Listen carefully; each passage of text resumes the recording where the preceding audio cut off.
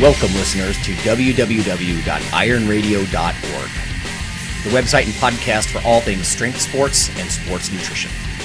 With your hosts, Lonnie Lowry. Remember, Phil is like a gnarled old oak tree held together with scar tissue and bone spurs. Rob Fortney. And I'm telling you, the pain that I would suffer was beyond excruciating. And Phil Stevens. Do it, Rob. You'll kill all those nerves. Thanks for listening. Welcome, Iron Radio listeners. This is Lonnie Lowry. I'm an exercise physiologist, I'm a sports nutrition professor, and I'm a former competitive bodybuilder. Hey, this is Phil Stevens. I'm a strength coach. I run Strength Guild, and I'm a competitive powerlifter. Hi, this is Dr. Mike Nielsen, owner of Extreme Human Performance, creator of the Flex Diet Cert, and faculty member of the Carrick Institute, and a bunch of other fun stuff. You know, we all do such a bunch of stuff. It's hard to actually condense who we are in a sentence. Yeah. You know, like, because you do as many, and Phil does at least as many things as you do. All this sort of behind the scenes stuff that happens, you know, and I think that's kind of the nature of like the strength fitness world in a lot of ways. You know, you almost have to do all these different things, but Yeah. but podcasting is one of them, and that's what we're going to talk about after the break, everyone. We got a cool email from Ben, one of our listeners, and he was asking a little bit about podcasting, so we're going to talk about that. I guess we'll call it Podcasting Revisited, because ages ago we did touch on this, but it's not lost on us, right, that a lot of new listeners come on board, and they haven't listened to our entire backlog of, well, this is episode 484, so I'm kind of really gunning for that 500, you know, so we can say we're in that league, you know, but like I don't know if anybody in the fitness realm has been in that league.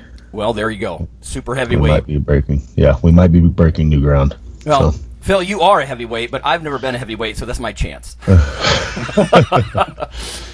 Okay.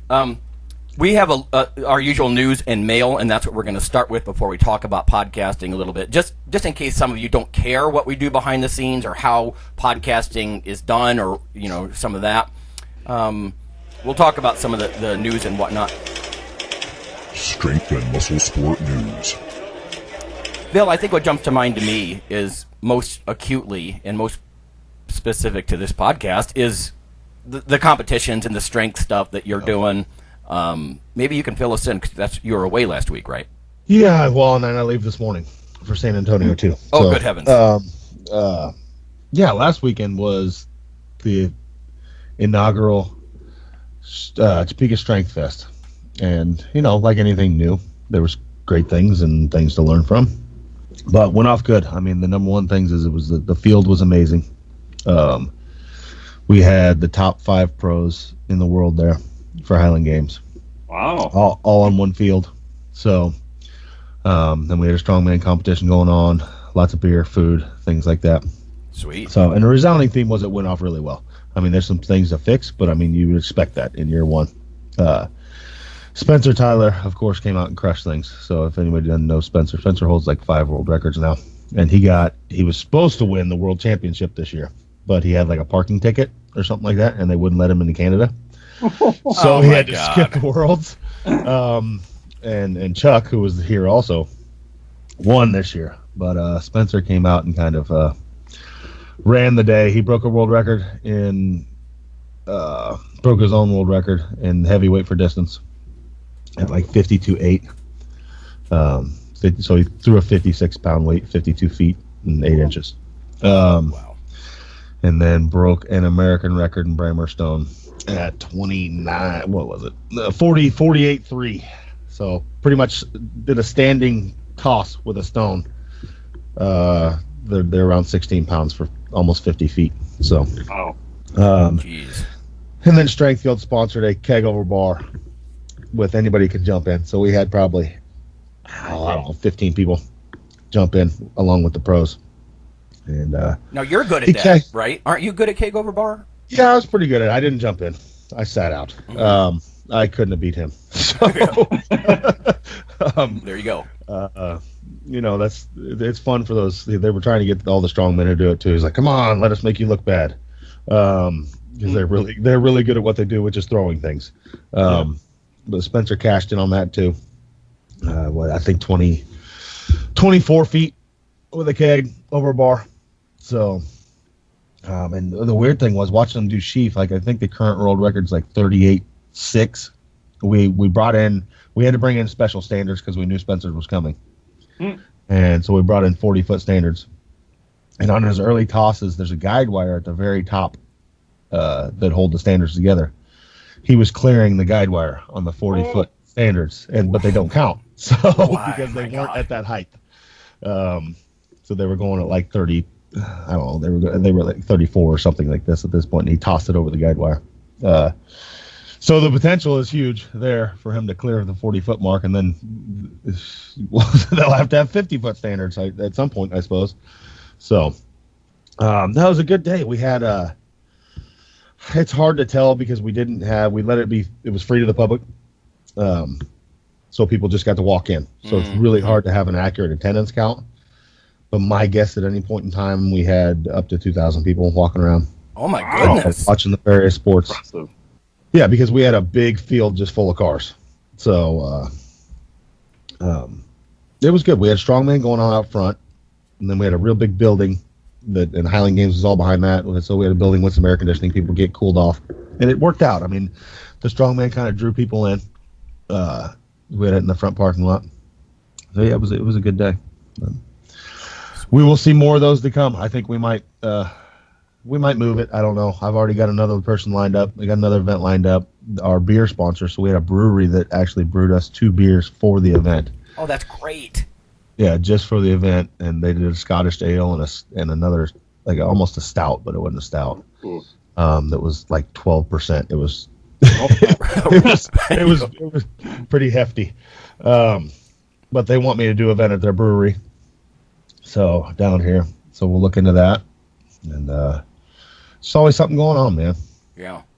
So it's a whole new facet, with the alcohol and stuff, and the spectators having fun with it, Yeah, well, in Highland Games, it's just different. It's like powerlifting. It's fun to watch if you're a competitor. Olympic lifting, it's fun to watch if you're a competitor.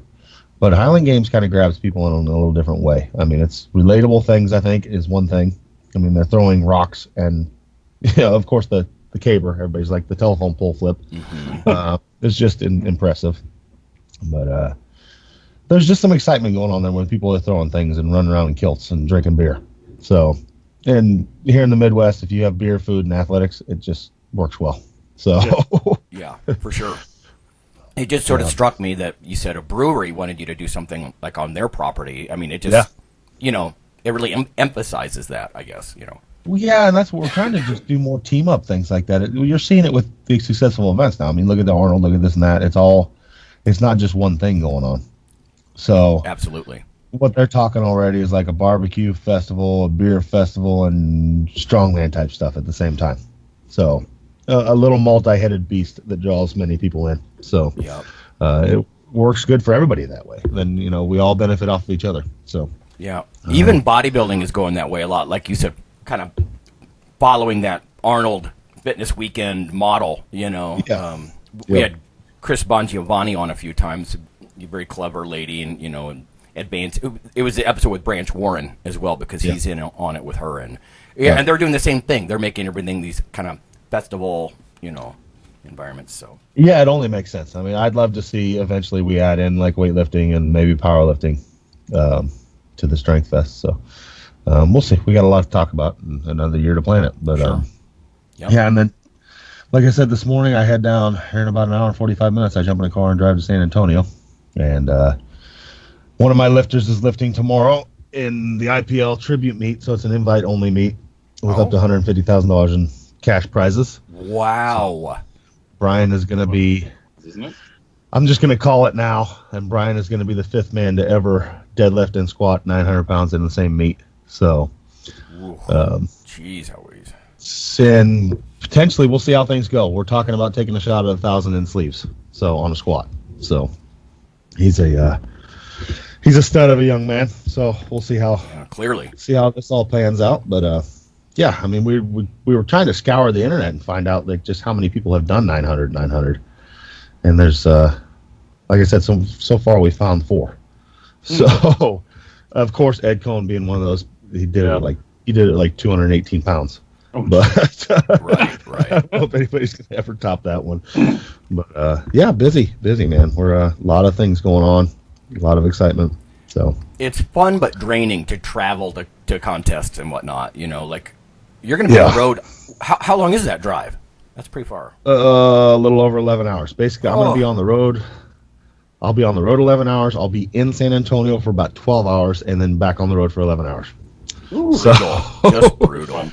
22 hours on the road and 12 hours I've had a meet. So, yeah, it should be interesting. But, yeah, I get a month off after this, so that's good before my next competition. The next one's close, and then we're getting into the season when all the world championships happen and stuff like that. So I'll be traveling again to Vegas for world championships and such. It's the crazy life we choose, though. I mean, I need to quit making people so strong, and I won't have to travel so much. That's right. You're damn good at your job, Phil. Yeah, I try. So I'm lucky in that I get to work with just talented people that are driven. So yep, that's really the big part of it. So, and it's always an education for me because you're sort of on the cusp of a lot of this stuff, and I don't really. I live under an academic rock a lot of the time, and I don't know what's happening with the strongest guys. Like you're saying, how many people can, squat and pull 900 in the same meet and stuff like that. So, yeah, I really thought it was going to be more than that when we started looking it up. I thought we might be in at least 10 people or something. But, I mean, there's a lot of people that have done 900 in both lifts, in either or lift, but not a lot of them who have put it together on the platform the same day, which, I mean, makes sense. I mean, it's real hard to... It's it's a lot harder to deadlift 900 after you squatted 900. Absolutely. So yes, and that's now we're starting to look at is 1,000 and 1,000 possible? And I don't know. I mean, nobody's ever pulled 1,000 in a full meet, but is it possible? Yeah, I think it potentially could be. So wow. Yeah, I was thinking of that. All the deadlifts I've seen over 1,000 were kind of just a specialty, kind of one-off type thing, right? I don't know any of them that are in a full meet. No, and you think at some point, like if I was one of those guys, I would be like, I'm going to go in and do a token squat, and do a token bench and pull just to say I was the first one to do it in the full meet. Yeah. Oh, right. But, yeah, kind of. I mean, for one of those guys, you could just come in and like squat 7. It'd be easy. Well, now, Phil, how often are specialists at work like that now? I mean, are there one lift only events that are very popular, or are people expecting you to be, kind of man up or woman up and just, seriously compete in all of them to make that kind of claim? Does that make sense? No, it makes sense. I mean, all the 1,000 pulls have been at big deals where it's like that's the purpose of the event, to break that record. So so it makes sense. They like Eddie Hall and things like that. They come in just to break the whole idea of it is to break the deadlift record. So it'll be pretty amazing though if somebody can pull that off. And who knows? I mean, Brian, right now, from what I see, the only thing holding Brian back from pulling 1,000 is his hands. He trained bodybuilding for so many years before he got with me, and he always used straps. So he's pulled 900 beltless with straps, like super easy. So I mean, it's just at this point, it's getting his mitts able to hang on. And other than that, I mean, and then his mind. I mean, we were talking about this the other day. He's a very calm lifter. He doesn't get excited. Even the 903 that we posted up, he's kind of like, he's joking around, talking to people. And then he turns around, puts on his back, sits down, stands up, and then laughs and talks to people again. My God. We're kind of we're wondering when Brian's going to and what will happen if we get some adrenaline going. Like, Brian smash! Right, yeah. Or if it'll mess with him. Yeah, I wonder if he'll miss them. Yeah. We don't know at this point. So, I mean, we've never really uncorked a squat in a meet. All of them have been easy, even over 900. So, I mean, this might be the day. We're going to see how things go. We're going to open at 903 on squat. That'll be our opener, and then call it from there. And if things are looking good, there's that other club to join, which would be the very few people who have squatted 1,000 in sleeves. So, Either one. If we can walk away with either one of those, it'd be great. I mean, my eye is on that 900 just because that's a very select group. And you start putting yourself in that group, and you're somebody.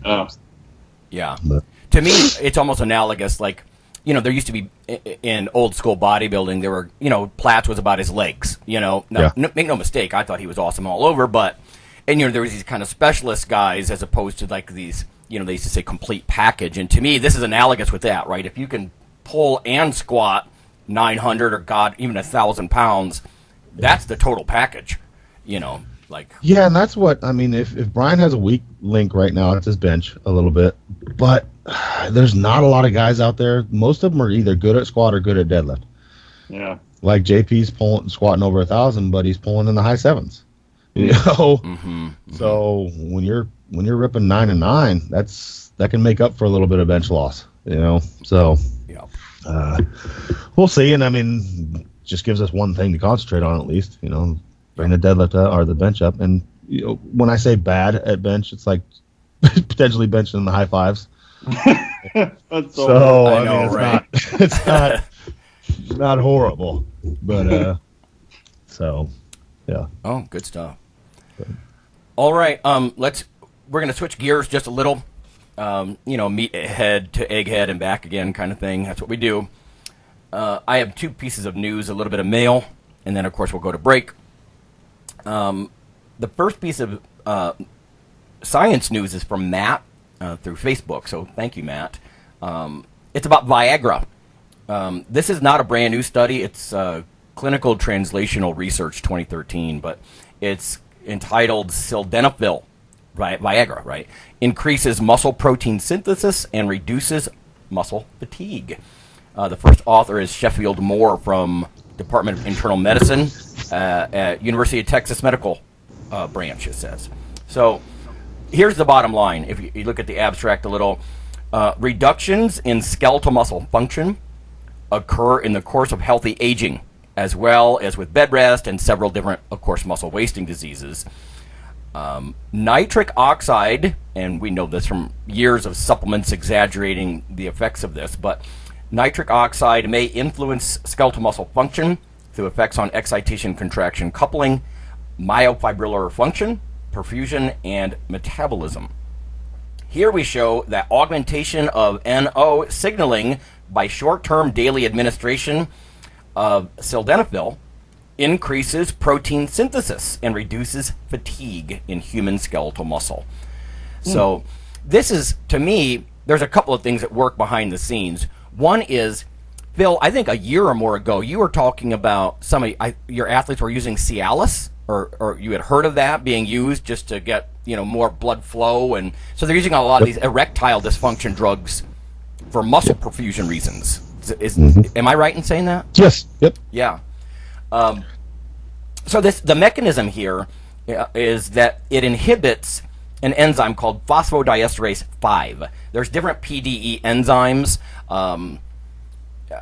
and honestly, this is partly how some of the old ephedrine, caffeine, aspirin stack would work, and inhibiting different phosphodiesterase enzymes. But this is PDE 5, and apparently that's how this works. So it says phosphodiesterase 5 inhibitors augment some responses to NO by inhibiting the breakdown, right, the degradation of cyclic GMP in cells. And so when they treat mouse models, mice with muscular dystrophy, with these PDE5 inhibitors, it reduces the muscle fibrosis and it increases in vitro force production of their muscles.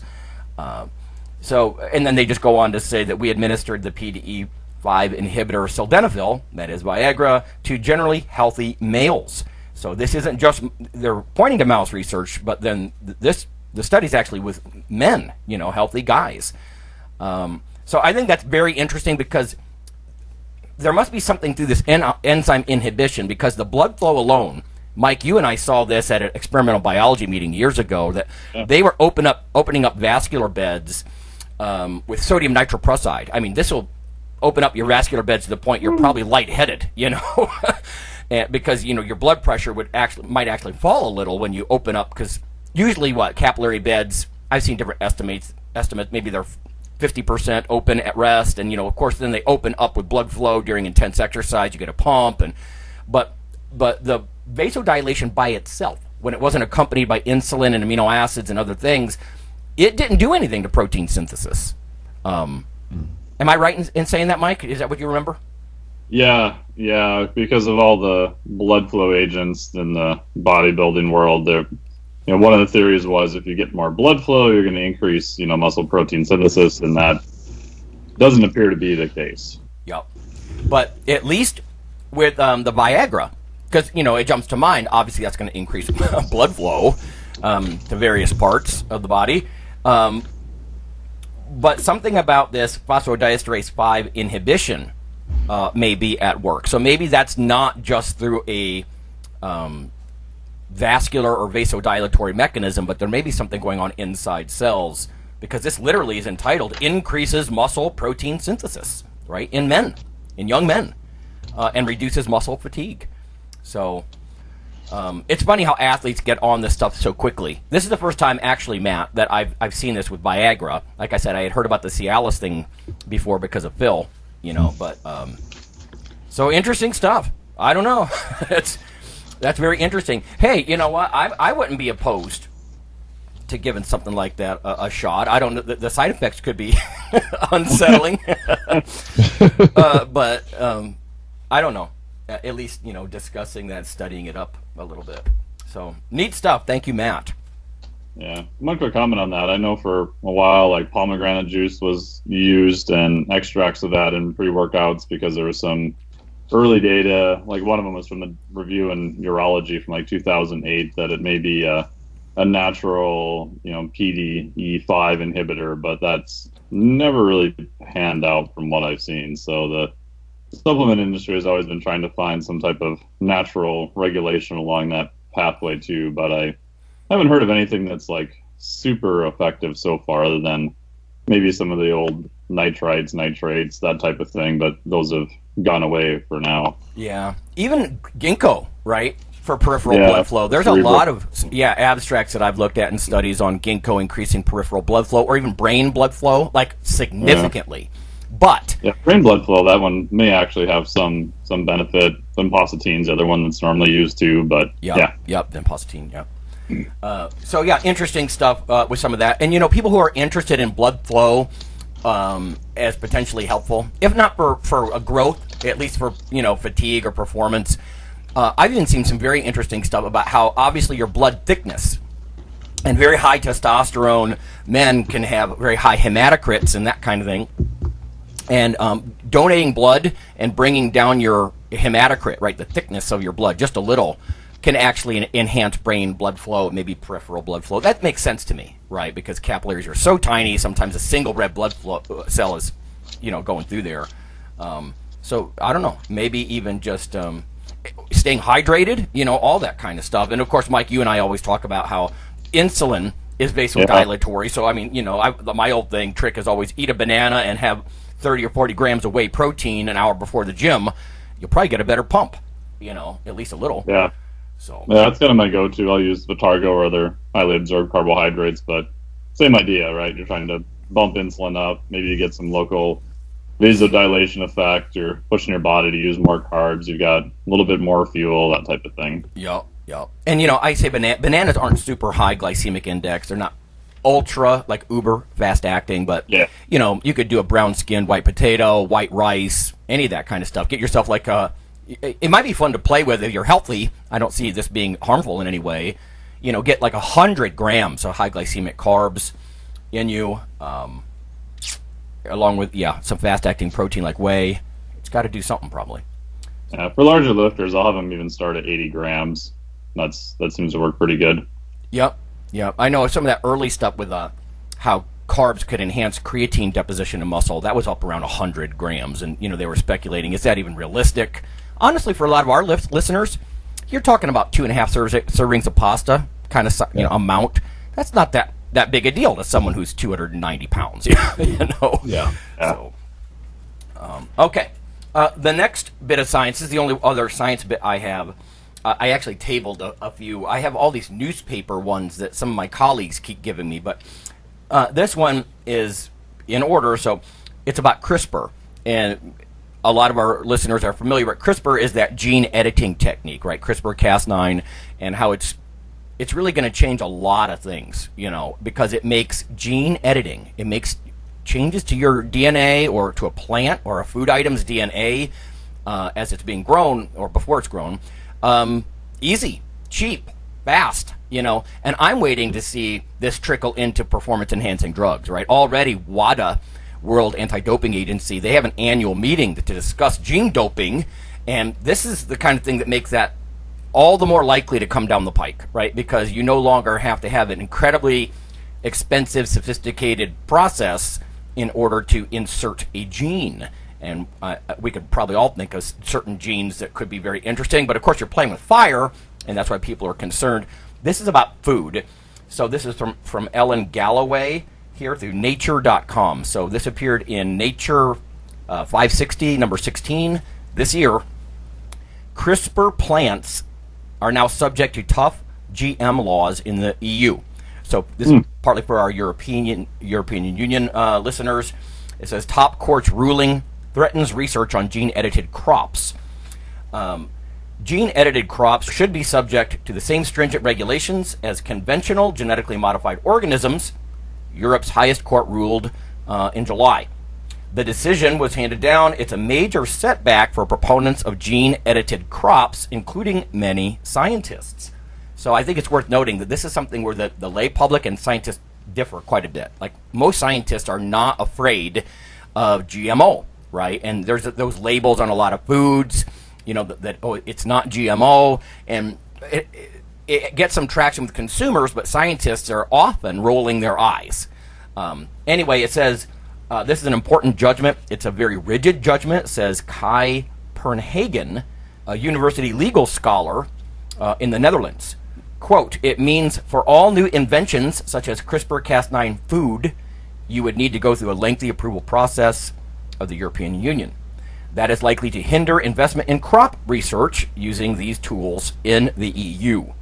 And then it goes on to say, the ruling is tremendously disappointing, says Nigel Halford, a crop geneticist at Rothamsted Research in Harpenden, UK. Although he says gene editing techniques will still be used in research. But there's more to this story. So other groups, of course, applauded the court's decision to really be cautious and make this a slow process and that kind of thing. Now, if you get down to the DNA changes level, it says here, the 2001 EU directive behind the decision concerns the intentional release of genetically modified organisms into the environment, and it was aimed at species into which entire genes, that is, long stretches of DNA, had been inserted. But the law exempted organisms whose genomes were modified with techniques like irradiation. That's the kind of thing that could introduce changes into the organism's DNA, but wouldn't add, foreign genetic material and things like that. So they're trying to tease apart, is CRISPR, is it a big deal, or is it one of these more minor editing techniques? And the new decision says, no, they're going to consider it major, as if you're inserting large amounts of really, foreign genetic material that arguably shouldn't be there in nature. So some of the issues with this, and again, this is about food and what's coming down the pike. So a lot of our listeners probably realize, but a large percentage of the corn we eat, for example, in the U.S., is already GMO corn. It's already genetically modified. But anyway, it says no incentive. This will have a chilling effect on research in the same way that GMO legislation had a chilling effect for 15 years now, says Stefan Jansson, a plant physiologist at Umeå University in Sweden. And I'm probably trashing that name, but funding to develop them could dry up. If we cannot produce things that society finds helpful, then we will be less likely to be funded. And then he goes on. It's just interesting. Jansen has also practical concerns with the ruling. He developed CRISPR cabbage, quote unquote, that he has consumed himself and even has growing in his home garden. And as he spoke to Nature, he said, quote, I took a photo yesterday and I took another photo after the ruling. It's still the same plant. And isn't that interesting, right? I mean, the legalities come and go, but it is what it is, So it's no more dangerous today than it was yesterday, kind of thing. He says, yesterday it wasn't a GMO. Today it is a GMO. And I'm a bit curious what I have to do. Do I have to remove it? Like from my little home garden kind of thing. So a lot of controversy about gene-edited foods. I guess I'll just toss out there to listeners. If you're interested, fire us an email through ironradio.org. Let us know what your thoughts on GMO foods. I am not particularly concerned with this. I can see how people could be with either health or sometimes it could just be you're bumping another species out of a niche, or it could be unforeseen cross-pollination, if you will, in society, or some kind of butterfly effect when you start doing this by, genetically modifying food. But there's also some very good things that can come from this. Not just resistance to, like, insect damage. And remember that you might think, oh, insecticide, that's bad, Lonnie. Well, kind of, except you're not applying insecticides. They've genetically modified coffee, for example, not to express caffeine.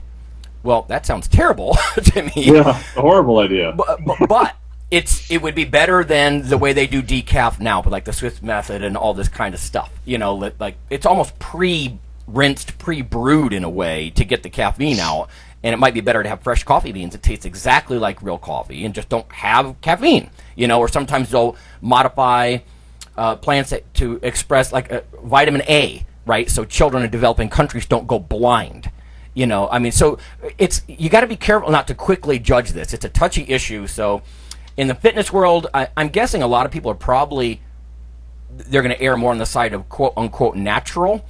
But I give a whole lecture in a class about natural, quote unquote, right? I mean, poison ivy is natural. Would you eat a poison ivy salad? No, you wouldn't. So the FDA actually had to issue a press release years ago about that. Like, natural does not automatically equal good, and synthetic, or in this case modified, does not automatically equal bad. So you have to be careful with this, but there's a lot of controversy, right? So, Mike, are you up on any of the GMO stuff? Not a lot. I mean, I looked into it a couple of years ago, and I just left more confused than when I started after a couple of weeks. Yeah. Because it's like, well, I think with the CRISPR technology, I think the downside, or you could see it's an upside, depending on how you look at it, is that it makes very hyper-specific gene editing now pretty possible for a lot of people that in the past was left at pretty high-end labs, and even then their failure rate was really high. Mm-hmm. And we were at Experimental Biology a couple of years ago, probably maybe 5 years ago now, when Monsanto was presenting a thing with broccoli. Yep. That they were trying to not have any GMOs per se, but they're trying to do different sort of what they called selective breeding and all this other stuff to increase, colors or polyphenols or sulforaphane. But then they could claim that it was not a GMO because the public perception of GMOs was so bad. But yet, what they were doing, is it really all that different? I don't know. I mean, and then I think the environmental stuff, the little bit I know on there, probably scares me more than anything else, just because it just seems like anytime we try to muck around with that, we just don't have the capability of seeing what all the downstream consequences are. Like when they did the modified genetic salmon, they said they have to only be in a certain area and they have to be in this tank out in the middle of nowhere because they were afraid that they don't want them to go, breed with the other population of salmon. And like, wow, you have to go through all that much effort. I don't know, just makes me a little nervous. And then you go even further and go, well, the U.S. especially has very much of a mono agriculture society. We only have like a couple types of corn. We only import one type of bananas. So if we went to more variety, I think that would probably be beneficial on a whole bunch of different areas. But that's a massive change compared to where we're at now too. So yeah. So Phil, because you got your finger on the pulse of a lot of strength athletes and even high-end guys, and is there any concern about genetically modified foods, crops, salmon, anything like, or do they not even really discuss it?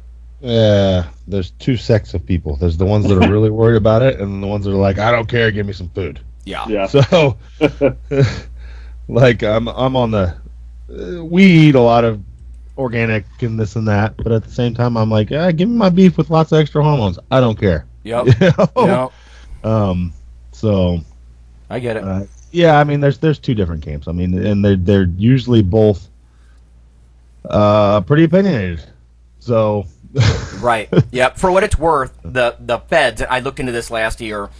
I think it's a pretty rational approach. It's not alarmist. They're not like automatically just like irrationally afraid of genetically modified stuff. They're basically saying we're going to treat GMO foods, and again, this is U.S. stuff, but we're going to treat them almost like any other food on safety and effectiveness. And to me, that makes sense in a lot of ways, right? Like if you feed it to somebody and they don't have any kind of toxicology, driven like response, if it doesn't show up any problems, then we're going to treat it like any other food. If it's safe and effective, and whether we bred it, through natural means or we did it in a dish, we're just going to use the same standards. I mean, that's my understanding of that whole process right now. And to me, that seems pretty logical, right? If you can prove to me this food is safe, I don't care if it was genetically modified through selective breeding or in a dish, right? That's me personally. But, yeah. So. Or you have the whole lab-grown meat, right? Yeah, that was their thing, that if we can prove by the current legislation it's safe and effective, we don't, like you said, don't really care where it came from. So we could grow it in a petri dish and on these different scaffolds and all this stuff, and if we can show that it passes that test, then we're good to go, and that's been all the indications so far. Right, and we get broadcast on that before. In fact, I'm holding in my hand right now, 2018. They're at it again. In Food Technology magazine, it's sort of a journal/magazine. The cover says "Mimicking Meat," and they show little burger patties in a pea pod here. And I don't know. I have no problem at all with lab-grown meat. Bring it. If you can make that cheap and sustainable, you could probably save a lot of lives and money, and because we've said this before. I remember even Anthony Bourdain used to talk about this, like the expensive beef is, even in the States where we're so spoiled, it's going to go away when you look across decades. It's going to become harder and harder to supply enough beef for everyone, and so growing it, I mean, it's real muscle tissue, it's real meat for the most part.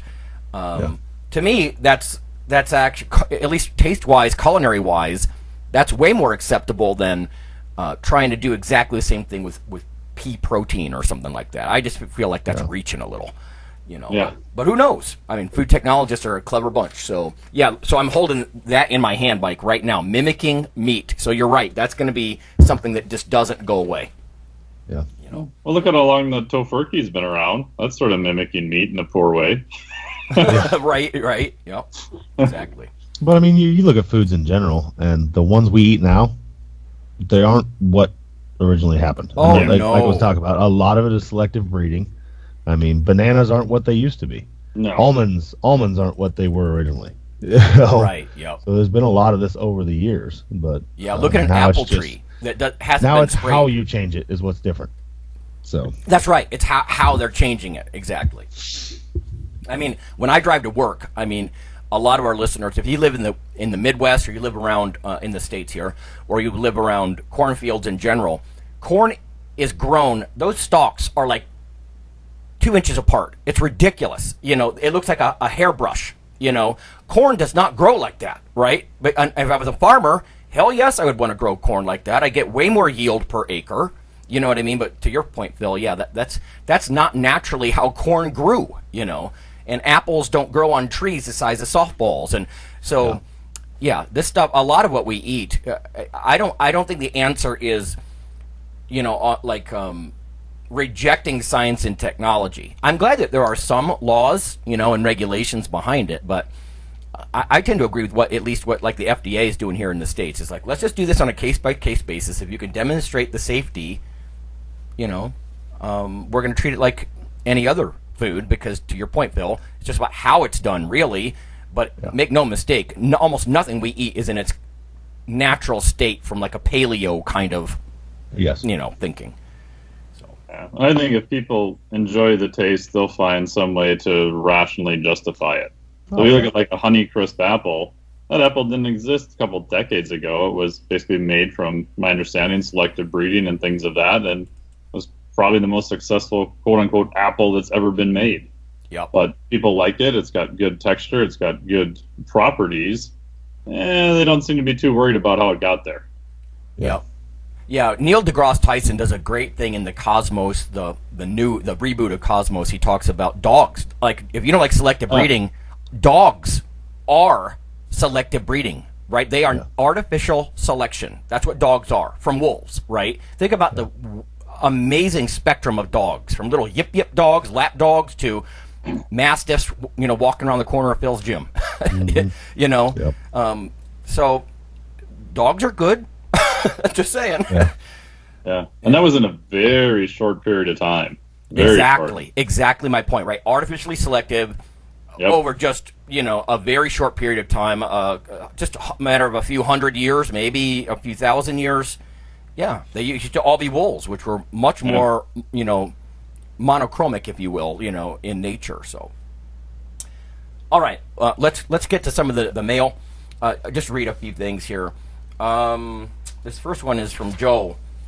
He says, hi there, long-time Iron Radio listener here. I owe you guys a ton for all the work that you put in over the years. Other podcasts have come and gone, while you guys haven't missed a single week in years.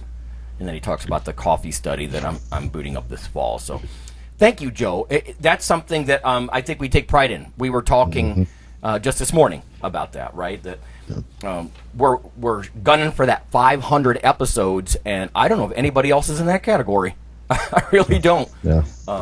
Considering when did we start, Lonnie? You started, 8.5 years ago now? In January of 2019, that'll be 10. 10, okay. Yeah. Jeez, yeah.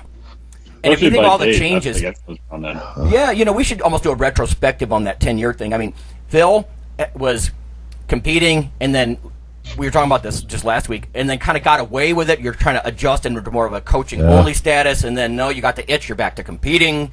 In those middle years, I did my last run of competitions and all the weirdness that I saw in that stuff, and there's been a lot happen in 10 years. I've worked a lot of surgeries. Surgeries, yeah, that's true.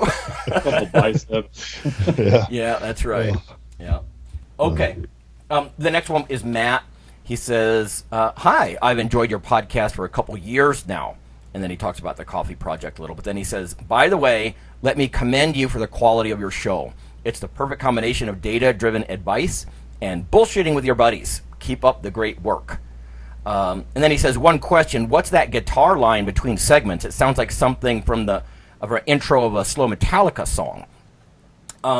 Matt, the music we do at the beginning, that's Phil's brother, right? That's the Phil's Brothers band. The slow guitar, that's just a Sony-provided loop. Like I have a CD that I use Sony Acid software to edit the podcast, and if I need something, I usually reach for a loop that's more about guitar, with some kind of guitar, and I like that Metallica-esque kind of sound, and that's just one of the loops from Sony. There's so much obnoxious like techno kinds of stuff. I mean, I watch the news sometimes, and I'm not anti-techno music or dubstep or whatever. I mean, people put in whatever they want, but I would think a lot of our lifters maybe a little more metal oriented, and I like that stuff. So we all like that stuff. So that's kind of where that's from. Anyway, so thank you, Matt. The last one is going to set us up for our topic, because we're going to go to break right after this. But Bronson, I'm sorry. No, this is one even before we get set up here. Bronson says, I'm interested in receiving more info on the Functional Coffee Project, but he says, let's see, he goes on, as an avid coffee lover and a kinesiology major, interested in strength conditioning, someone that loves strength training, the ad in the Iron Radio podcast piqued my interest. On another note, and this is why I'm bringing this up, Bronson, I'd like to take the time to thank you and the Iron Radio crew for the vast knowledge that you all provide. On top of the classes I'm taking as an undergrad, I've grown to appreciate the base of knowledge that I've been developing largely thanks to you guys. Your efforts are certainly invaluable. And that's Bronson from DePaul University. He's a underclassman. So, cool. Thank you. Awesome. Yeah. You. All right. now, we had a brief exchange, and Ben doesn't know I'm going to do this, so I'm not going to use his last name or anything, but he offered a question about podcasting. So he says, hey guys, Ben here again, big fan. You answered my questions on air before, something I always enjoy, and I play for my wife. I wanted to ask you how you produce your podcast, or if there's a who produces your podcast. And then he says, could you put me in touch with whoever is responsible for the microphoning, mixing, recording, imagery, etc. of the podcast? He owns and operates a couple of bars in the Brooklyn area. I won't go on too much about this because I want to keep it anonymous. But at any rate, I thought asking the people who have inspired me would be a great place to start. So that's going to trigger our topic today, Ben. So thank you for that. We're just going to talk about the state of podcasting a little bit with some behind-the-scene tips on how we do it, because it seems like everybody has a podcast now. So we'll do that after the break.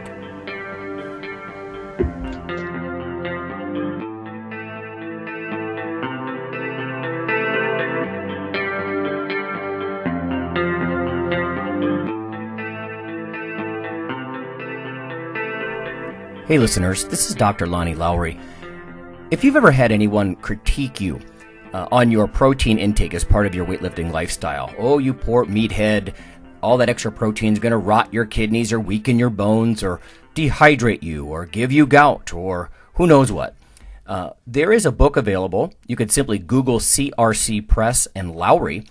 And what I've done is reach out to experts all over the world and create a book, a single compendium that you can hold up and say, this is why I consume extra protein.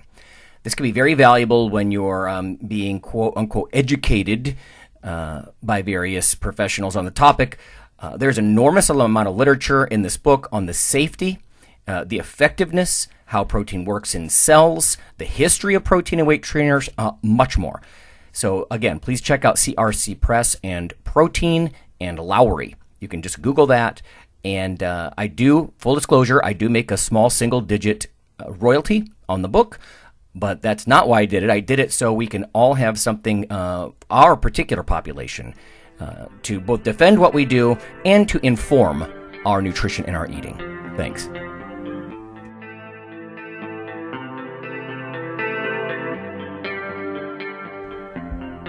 Iron Radio is, of course, primarily a podcast. But over the years, there have been technical glitches calling for backup streaming and listeners who wanted the convenience of other sources of audio content. Toward this end, Iron Radio is now simulcast and backed up on YouTube. If needed, please search Lawnman07 or Iron Radio from within YouTube. There's not much video, but if you like to listen through YouTube on a Roku or other living room device, there you go.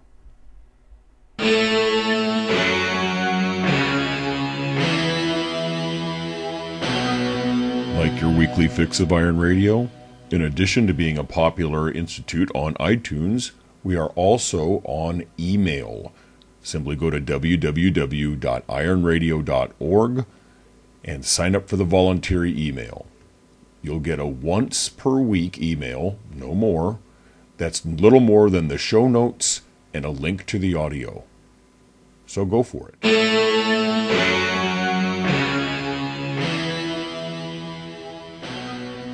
Okay, everyone, we are back, and we're going to talk about podcasting just a little bit behind the scenes. I'm going to start with some basic questions, though. In fact, we have Chris Shugart's going to come on in a couple of weeks here and talk about his plans for podcasting through tnation.com, and he's going to do that with his wife, Danny, and whatnot. It should be interesting. But, Phil, we'll start with you. Some benefits, like pros and cons of podcasting. Like, we've been doing this for a long time. You're not doing it just as a favor just to your gym, or we're not doing it as a favor to each other. This is all for you guys. It's all for the public. No, my people. Yeah, Your people. It's the cross I bear. No, I mean, I think it's like we talked about. People can ask you to write an article on something that you're familiar with, well read on, but it's easier to come in here and shoot the shit. A lot of times if we do that once a week, you'll get out more information, and a lot of times we get out the information in a more usable way, in my opinion. We're able to flesh it out a little more. So talking it between the three of us or the four of us, whoever we have on the show.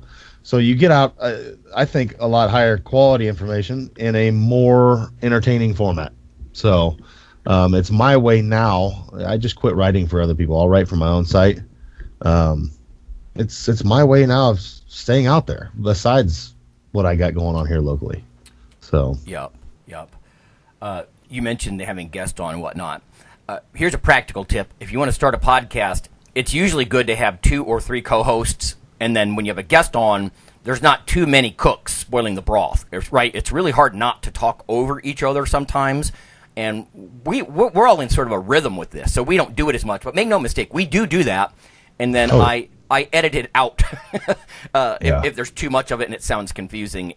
So I usually spend an hour and a half sometimes, because I'm a perfectionist, but editing some of that kind of stuff out. But I think also the ease of what you're talking about, just shooting the shit.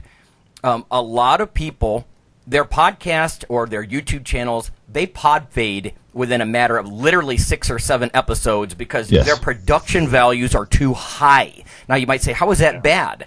Listen, you have to consider time as a resource like money, right? None of us have the time to sit down and make these gorgeous, video overlays and this and that. And we, I've got a fairly small mixing board here. We record. I use, again, Sony Acid software. We do it through Skype.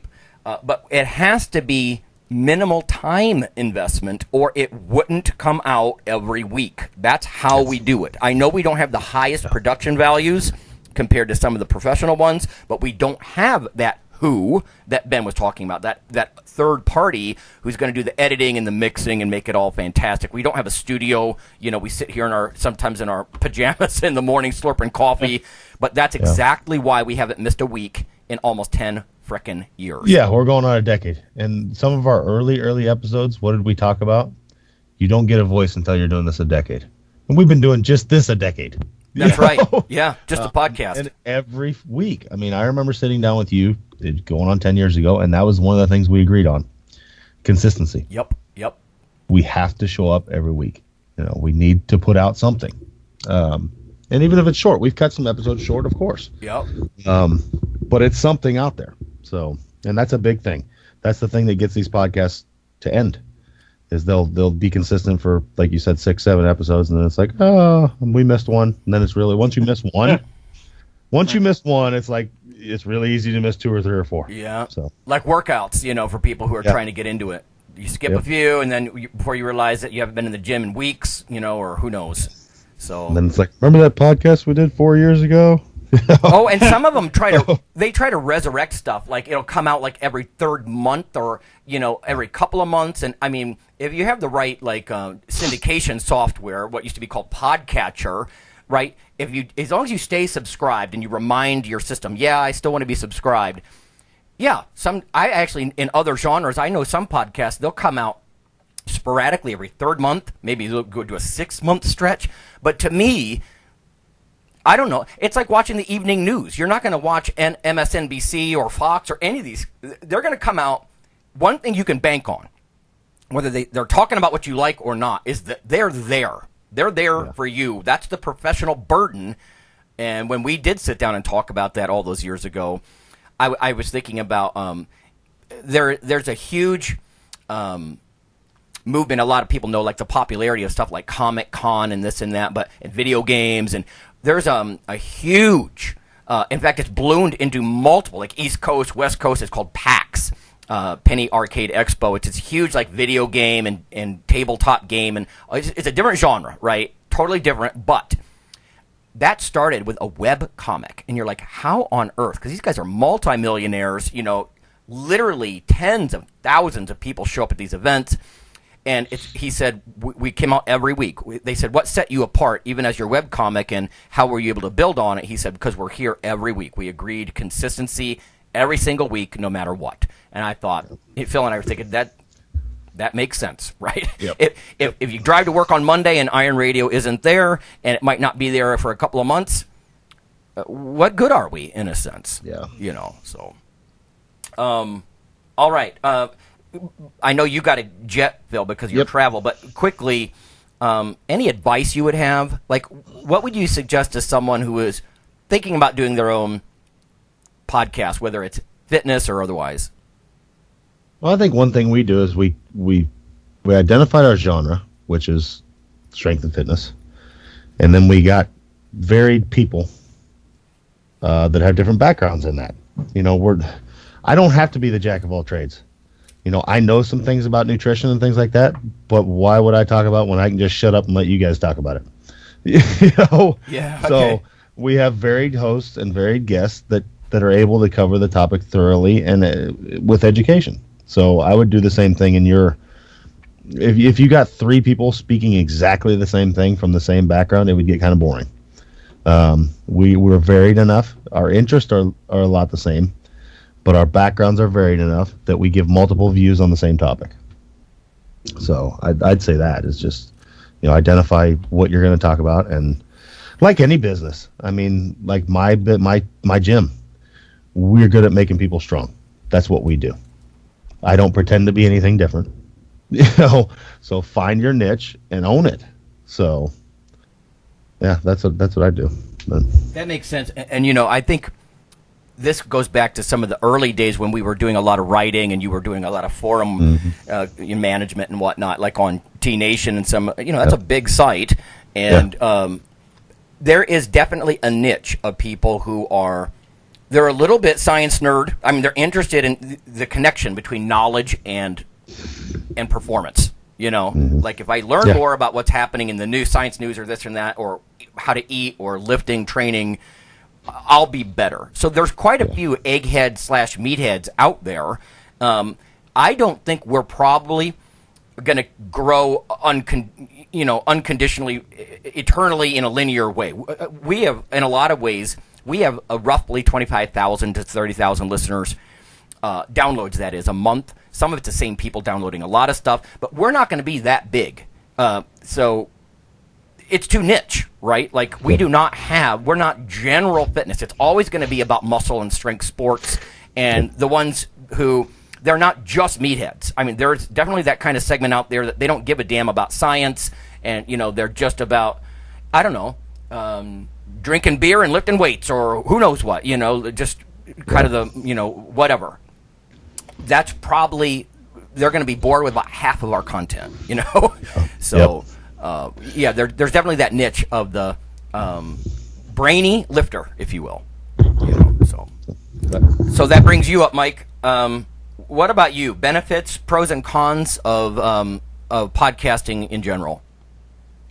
For me, I think the main benefit now is just like you guys were saying, is time. If I, because and all you guys get the same thing, be on this podcast, we want a guest article from you, we want all this stuff, and I love doing all that kind of stuff. It's awesome, but I also have to be realistic that I do this for a living, and this is what my business is, to keep the lights on and everything else too. So for me to write an article for a site that I don't even know if it's going to get posted, that's a lot of time and a lot of commitment. Like we were talking earlier, especially if you have references. If I'm stating something, I feel like I should have some supportive stuff there. Not saying I have to have 400 references or reference it like a piece of scientific literature, but there should be something that it's based on. And doing that kind of stuff, man, that's a long process. It is. Where a podcast, where I know, I can be on a show and I know about what their reach is, and if it's a topic I'm already familiar with, otherwise I probably wouldn't do it anyway. I very rarely do any prep for it. It's like, hey, send me an outline, make sure it's legit, all that kind of stuff. I can schedule, hour of my time, still an hour of your time, but do it, get it out, and it's done. Can reach a lot of people. It's a different format versus if I'm writing an article, man, I'm doing an article on cannabinoids and TBI, traumatic brain injury. and I've spent 20 plus hours just writing the darn article, much less all the research I had to go read for it because it's a newer topic for me. So stuff like that can be incredibly time consuming, especially if you're not really sure where the article is going to end up either. Yeah, it's almost like what I was saying, with too much time on the high production values, with lots of editing and overlays on videos and all these other things. It's on your side, that's almost more noble, but you're right. I would spend more time creating, going to find the reference list, frankly, of studies that I already knew. I mean, the fact that I was giving was true. I guarantee it. But I felt obligated to go do the bookkeeping and provide 20 or 30 references to an article. Yeah, and again, time is a resource, and that's where people, it's like, again, when they start a workout, they're real motivated, they go in every single day and burn out. And that's what podcasts do. Instead, we're like, no, we have enough knowledge base, and like to Phil's point, we have enough variety in who we are that we're going to bring different things about sports nutrition and strength and competitions and science, and so even the hosts are varied. That was a good point. And like we said for this one, we don't do a whole lot of prep. I mean, I don't have 5 hours of prep to do it. It's kind of, hey, here's what we're going to talk about. Here's the guest. Here's a couple things, and maybe go pull up a few studies or try to read a few things beforehand. But I'm not sitting around doing 7 hours of prep for it every week. Yeah, as professors, you and I are naturally going to stumble. Like, I subscribe to a couple of different science news feeds, from Nature, from, I don't know, there's a lot of them out there, like Science Daily and Lab Roots, and there's a lot of good ones, and they just sort of, it propagates, and because we see that anyway. If I see something cool that's about strength or muscle mass or leanness, I'm like, click, print, or sometimes literally some of these newspapers that I'm looking at right now, a colleague might just say, "Oh, Lonnie, you're a nutritionist. Here, check this out." And that it just kind of accumulates because of who we are, and that I would hope would save some of our listeners some time. They're not going to have to go pull these things and search for these things when we're just going to talk about it because it drops in our lap. Yeah. You can have I have a bunch of alerts set up on PubMed, so when new stuff gets published in a certain topic, it just sends me an email update too. So it's pretty easy to stay up to date on most stuff. And like you said, when you're doing the things we're doing, you just naturally come across stuff. I mean, I've got more studies that I want to read than studies I've already read, and probably read a fair amount, but that's just the nature of the amount of data that's just being created on a daily basis. Yep. All right, I know we're kind of pushing the time here, and Mike, you and I are prone to go over. Yeah. We're professors. We profess, right? We're going to talk about stuff. A couple of tips. One nice thing about podcasting is you can have a conversation. And conversations and storytelling. We had Dr. Danielle Cordero on months ago, just a buddy of mine, and she's a writing professor and a multimedia, like journalism and writing and English professor, and so that makes sense to me. And that's something Chris Shugart said years ago that stuck with me. Lonnie, tell a story.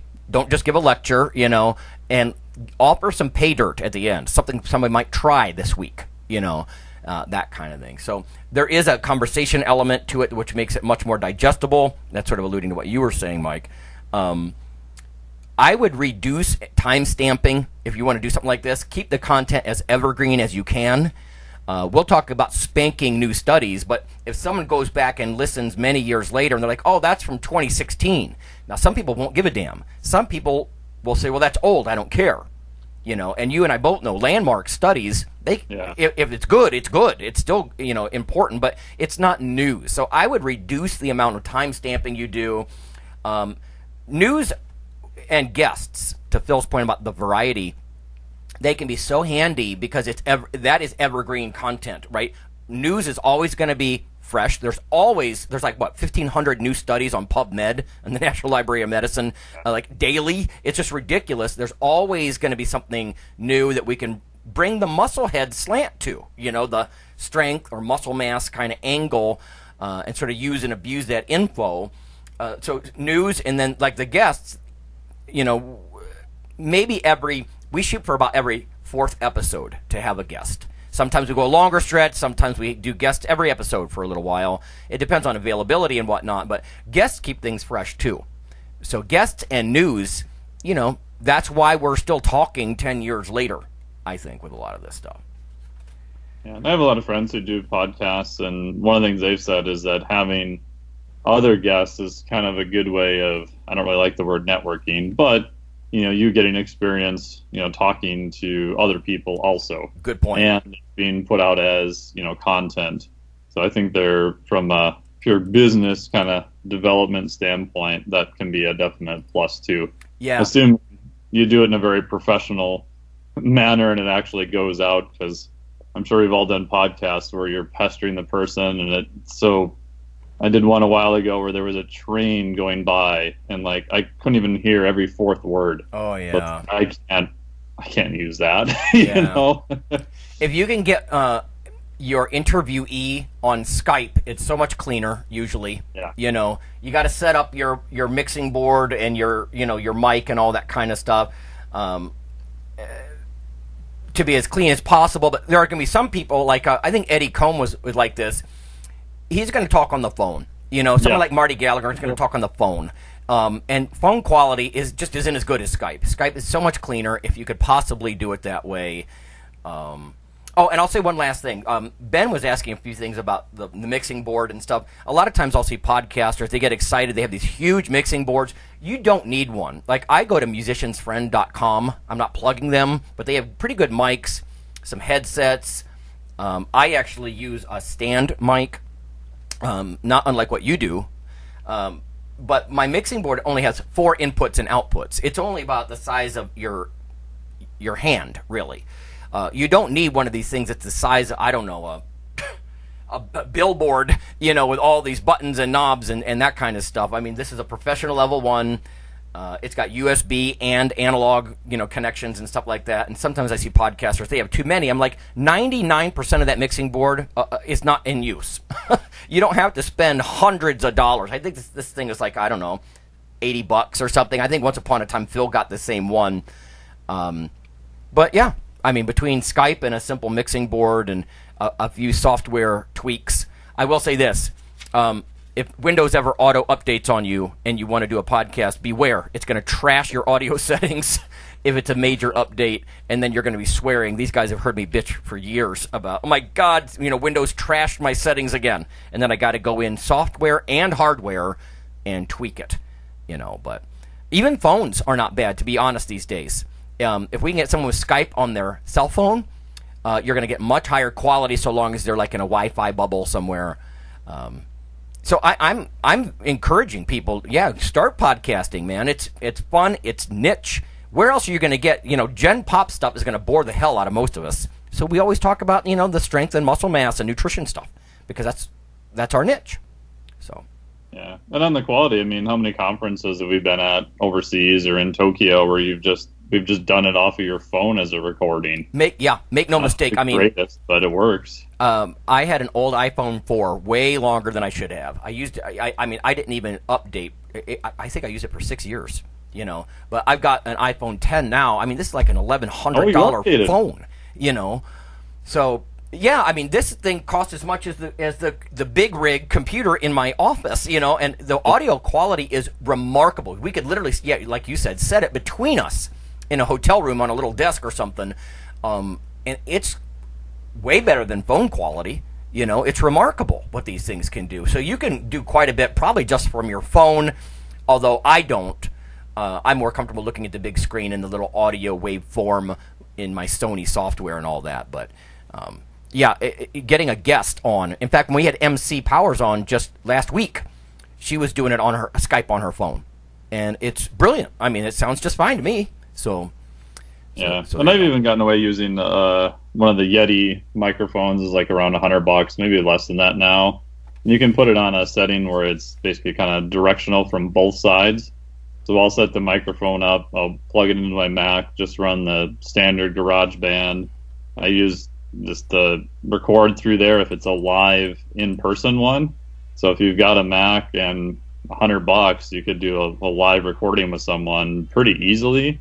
And like we've done Dr. Josh Cotter when I was out at Experimental Biology and a few other ones. And that usually turns out really good, too, for not a lot of money. Right on. Yeah, and you know what? You don't even have to use Sony software like I'm using. Audacity is free. It's a free auto editing tool, and you can see the layers. Like there's all these tracks, and it's not that hard to overlap them with a little bit of music. At least have some production value. I mean, so. All right, well, there you go. Thank you, Ben. That set us off a little bit, but I thought we could... That's a good question. That was awesome. It is a good question. And plus, when we have Chris on, he's going to talk about the popularity of podcasting, why he's deciding to get into it, because I know on T-Nation, they were so focused on video for so many years. Why are they kind of... and it just may be the innovation from Chris and Danny about, listen, let's get with the program. Podcasting, you end up with rather loyal, close-knit communities. And there's real advantages driving around in the car and that kind of stuff that you just can't do when everything's a YouTube video. So, all right, we'll call it a week, and we'll see everyone next time. See you.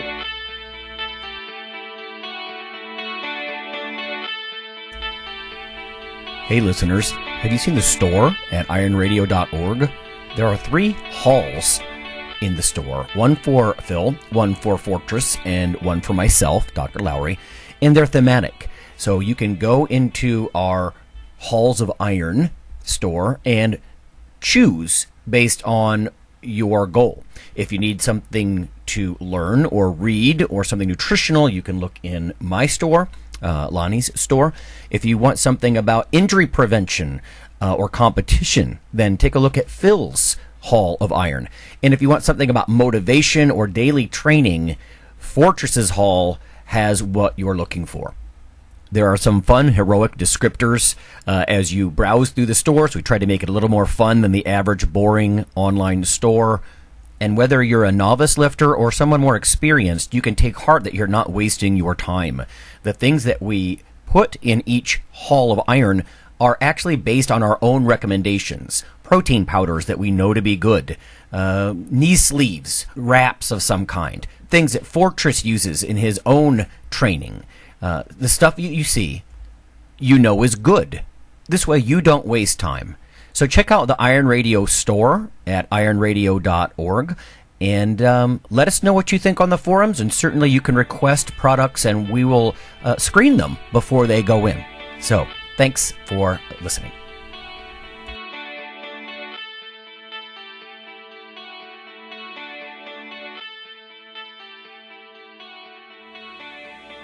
Iron Radio is accepting donations. If you like what we do, the professors, the scientists, the bodybuilding show promoters, the athletes themselves in powerlifting and bodybuilding, please consider making a donation or maybe buying something from the ironradio.org store.